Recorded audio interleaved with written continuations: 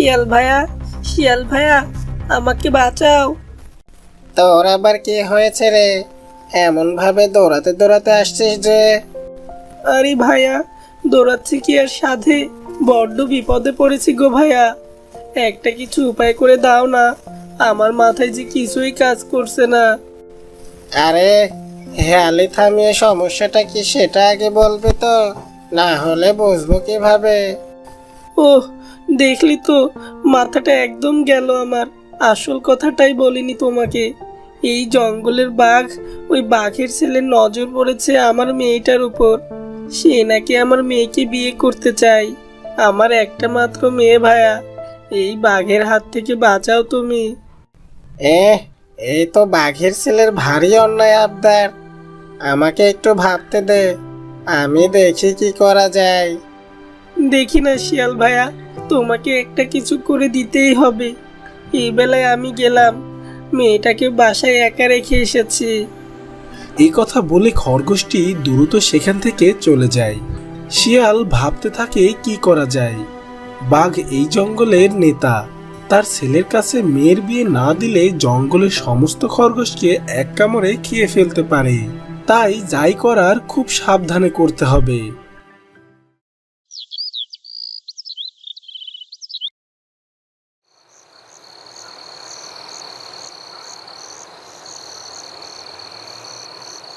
সেদিন রাতে শিয়ালটি খরগোশের বাড়ি যায়। খরগোশের বাড়ির সামনে গিয়ে খরগোশকে ডাকতে থাকে। ও খরগোশ ভাই, বাড়ি আছো? শিয়াল ভাইয়া যে, কোনো কি উপায় পেলে শিয়াল ভাই? উপায় তো একটা পেয়েছে, তোমায় কি করতে হবে বলছি শোনো। এই বলে শিয়ালটি খরগোশের কানে কানে কি যেন বলে। তারপর যাওয়ার সময় বলে যায়, যা বলেছি মনে থাকে যেন খরগোশ ভাই। আমি কাল সকালে তোমার মেয়ের জন্য বাঘের ছেলের বিয়ের প্রস্তাব নিয়ে আসবো। হ্যাঁ হ্যাঁ, খুব মনে থাকবে শিয়াল ভাইয়া। এরপর শিয়াল খরগোশের বাড়ি থেকে বেরিয়ে বাঘের বাড়িতে যাওয়ার উদ্দেশ্যে রওনা দেয়। বাঘের গুহার সামনে দাঁড়িয়ে শিয়াল বাঘকে ডাকতে থাকে। ও ভাইয়া, বাঘ ভাইয়া, বাড়িতে আছো? আরে শিয়াল ভাইয়া, এই রাতে আমার কাছে হঠাৎ কি মনে করে এলে? এলাম যখন কারণ তো নিশ্চয় আছে। আগে বসতে তো বলো, তোমার সাথে অনেক কথা আছে। আরে হ্যাঁ হ্যাঁ, বসো না, বলো কি বলবে, বলো। শুনেছি তোমার নাকি ছেলের বিয়ে দিচ্ছ, তা আমাকে দেখি জানালেই না। ভাগ্নের বিয়ে, আর মামা কিছুই জানে না। ছেলের বিয়ে আর হলো কই ভাইয়া? আমার ছেলে এক খরগোশের মেয়েকে বিয়ে করতে চাইছে, কিন্তু ওই খরগোশ বলছে সে নাকি মেয়ে বিয়ে দেবে না। তোমার ছেলে বাঘ হয়ে বিয়ে করবে খরগোশের মেয়েকে? বাঘ সমাজে তোমার সম্মান থাকবে তাতে? ওইসব সম্মান নিয়ে আমি মাথা ঘামাই না ভাইয়া। আমার ছেলে যখন পছন্দ করেছে, তখন ওই খরগোশের মেয়ের সাথেই আমার ছেলের বিয়ে দেব, দেখি কে আটকায়। তা বেশ, কিন্তু ওই মামাকেও একবার ভাগ্নের বউটাকে দেখাও। কালকে চলো, তোমাকে নিয়ে মেয়ে দেখিয়ে আনবো। বেশ, তাহলে সকালেই চলো, মেয়েও দেখে আসবো আর বিয়ের প্রস্তাবও দিয়ে আসবো। শিয়ালের কথা শুনে বাঘ অনেক খুশি হয়।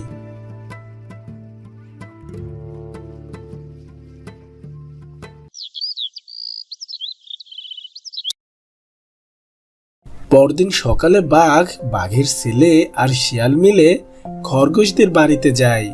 তাদেরকে আসতে দেখে খরগোশ ঘর থেকে বেরিয়ে এসে বলে, আসুন বাঘ মশাই, আপনার মাসি গতকাল রাতে আমাকে আপনাদের আসার খবর দিয়ে রেখেছে। আমি সব ব্যবস্থা করে রেখেছি, আসুন। বাঘটি খরগোশের আপ্যায়নে খুব খুশি হয়। খরগোশ তাদেরকে বসিয়ে দিয়ে খাবার আনতে চলে গেল। কিছুক্ষণ পর খরগোশ নিয়ে এলো কিছু গাজর আর সবুজ ঘাস পাতা। এইসব দেখে বাঘ আর বাঘের ছেলে একে অপরের দিকে তাকিয়ে থাকে। শিয়াল রেগে গিয়ে বলে, একে ভাইয়া, তোমার ছেলের শ্বশুর বাড়িতে এসে শেষ পর্যন্ত এসব ঘাস পাতা খেতে হবে? তোমার এত বড় সাহস, তুমি আমাদেরকে এসব ঘাস পাতা খেতে দিচ্ছ? কি করব বাঘ মশাই বলুন, আমরা যে শিকার করতে জানি না, মাংস কোথায় পাবো? শেষ পর্যন্ত এই জায়গায় আত্মীয়তা করে এলে বাঘ ভাইয়া, সে যাকে এসেই যখন পড়েছে তখন মেয়েও না হয় দেখে যায়।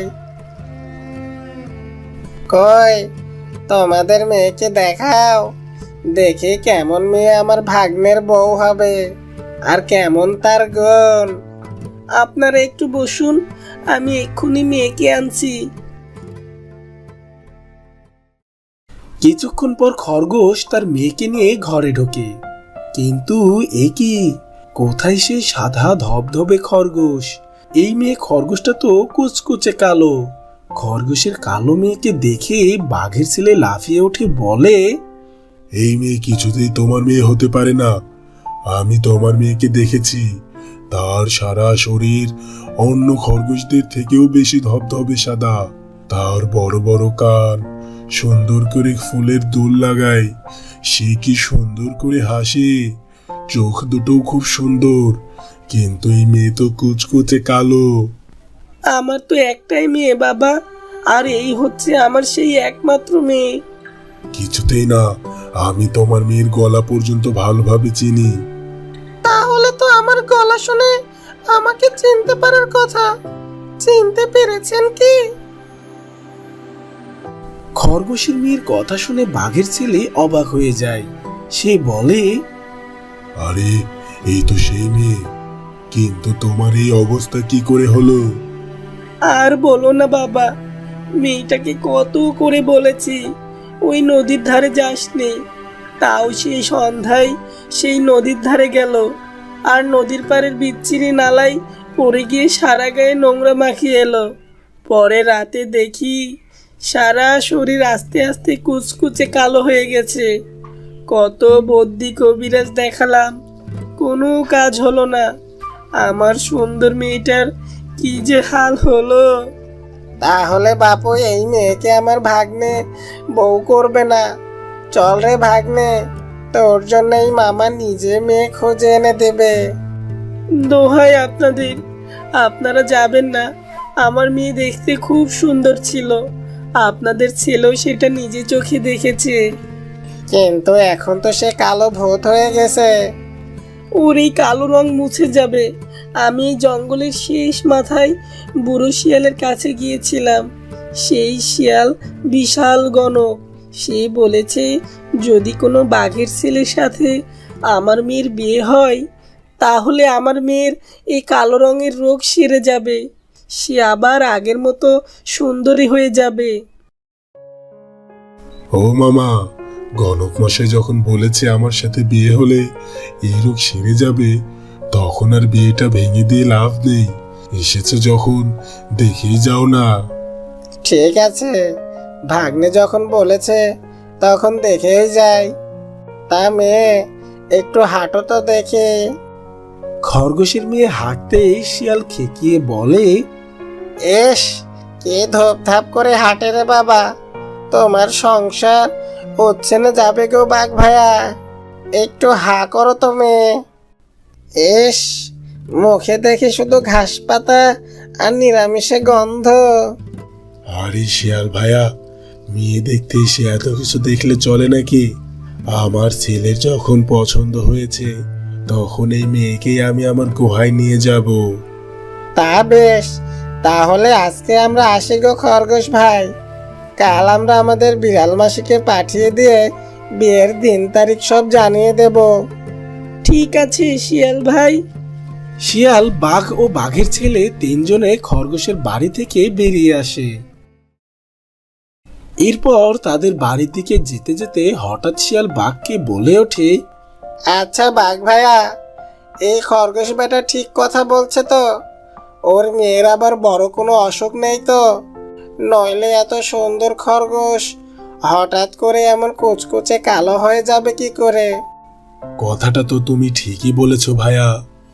এই খরগোশ বেটা জঙ্গলের শেষ প্রান্তে বুড়ো শিয়ালের কথা বলছিল না? চলো তো ওর কাছে থেকেই শুনে আসে আসল ঘটনাটা কি। শিয়াল বাঘ আর বাঘের ছেলে চলল জঙ্গলের শেষ প্রান্তে, সেই গণক বুড়ো শিয়ালের কাছে। হাঁটতে হাঁটতে একসময় জঙ্গলের শেষ প্রান্তে এসে দেখে এক বড় বটগাছের নিচে চোখ বন্ধ করে বসে আছে এক বুড়ো শিয়াল। শিয়াল সেই বুড়ো শিয়ালের কাছে গিয়ে বলে, ও বুড়ো শিয়াল, বড্ড বিপদে পড়ে এসেছে, তোমার এই জাত ভাইটাকে একটু সাহায্য করো গো। বল, কি বিপদ? আমার এই ভাগ্নেটার বিয়ে দিতে চাচ্ছে জঙ্গলের এক খরগোশের মেয়ের কাছে, কিন্তু ওই খরগোশের মেয়ে হঠাৎ করেই ধবধবে সাদা থেকে কুচকুচে কালো হয়ে গেছে। তুমি নাকি বলেছ বাঘের ছেলেকে বিয়ে করলে সেই মেয়ে আগের মতোই সুন্দর হয়ে যাবে। হ্যাঁ, সে কথা তো বলেছি, তা আসল ব্যাপারখানা কি একটু খুলে বলো তো। খরগোশের মেয়ের উপর সাপ লেগেছে, মস্ত বড় অভিশাপ। বাঘের ছেলের সাথে বিয়ে হলেই খরগোশের মেয়ে সেই অভিশাপ থেকে মুক্তি পাবে। আমার ছেলের কোনো ক্ষতি হবে না তো বুড়ো শিয়াল? খরগোশ যখনই তার অভিশাপ থেকে মুক্তি পাবে তখনই বাঘের মৃত্যু হবে। সেই খরগোশকে অভিশাপ দিয়েছে জঙ্গলের নদী পাড়ের নালায় বাস করা এক অতৃপ্ত আত্মা। বাঘের হাতে তার মৃত্যু হয়েছিল, তাই বাঘের মৃত্যু হলে সেই আত্মারও প্রতিশোধ পূরণ হবে। বুড়ো শিয়ালের কথা শুনে বাঘ চমকে ওঠে, আর সে রেগে গিয়ে বলে, ওই খরগোশের এত বড় সাহস, আমার সাথে এত বড় ধোঁকাবাজি করলো। ওই খরগোশকে আমি কিছুতেই ছাড়বো না। সাবধান, ওই ভুল কিছুতেই করতে যাস না তোরা। তোর ছেলেকে যদি বাঁচাতে চাস তাহলে আজকে তাকে অন্য কারোর সাথে বিয়ে দিয়ে দে। ঠিক আছে, আমি আজই আমার মাসির মেয়ের সাথে আমার ছেলের বিয়ে দেব। এই কথা বলে বাঘ তার ছেলেকে নিয়ে তাড়াতাড়ি সেখান থেকে চলে যায়, আর শিয়াল সেখানেই দাঁড়িয়ে থাকে। বাঘ চলে যেতেই বুড়ো শিয়াল মুখ থেকে সাদা দাড়ি গোঁফ খুলে ফেলে। দুই শিয়াল মিলে বাঘকে ভীষণভাবে জব্দ করতে পেরে জোরে জোরে হাসতে থাকে। সেদিন রাতে বাঘ তার ছেলেকে এক বিড়ালের সাথে বিয়ে দিয়ে দেয়। আর এইদিকে এই খবর খরগোশটি শুনে অনেক খুশি হয় আর বলে, যাক, অবশেষে আমার মেয়েটা তো এই বাঘের হাত থেকে বাঁচলো। এরপর খরগোশটি লাফাতে লাফাতে শিয়ালের কাছে যায় শিয়ালকে কৃতজ্ঞতা জানাতে। শিয়াল ভাইয়া, তোমার ঋণ আমি কোনোদিনও ভুলবো না। তোমার বুদ্ধিতেই আমি সেদিন সেই জঙ্গলের পাশের গ্রামে গিয়ে চুরি করে এক কৌটা আলকাচা নিয়ে এসে মেয়ের সারা শরীরে মাখিয়ে দিয়েছিলাম। এখন মেয়েটার শরীর থেকে আগামী 7 দিন ঘষে ঘষে সেই আলকাচার কালো রং তুলতে হবে, কিন্তু তাতে কোনো দুঃখ নেই আমার। মেয়েটা যে বাঁচলো সেই অনেক। শিয়ালের বুদ্ধি বলে কথা, বাঘকে তো জব্দ হতেই হবে। তো বন্ধুরা, গল্পটি তোমাদের ভালো লাগলে ভিডিওটিতে একটি লাইক দিয়ে দিও, আর এমনই সব নিত্য নতুন গল্প সবার আগে পেতে চ্যানেলটি এখনই সাবস্ক্রাইব করে পাশে থাকা বেল আইকনটি বাজিয়ে রাখো। দেখা হবে আবারও পরবর্তী নতুন কোনো গল্পে। ধন্যবাদ।